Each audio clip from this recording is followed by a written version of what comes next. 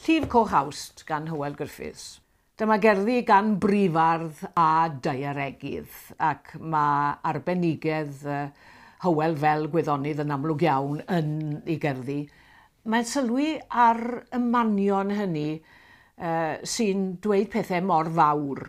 Wrth gwrs mae'n feistr ar y canu caeth a'r rhydd.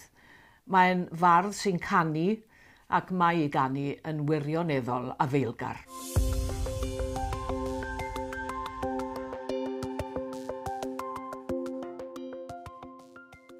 Egin.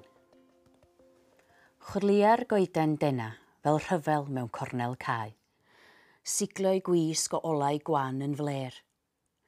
Rhoi chwfwl arian i faes y gaeaf iasoer rhag gefel yr awel oer.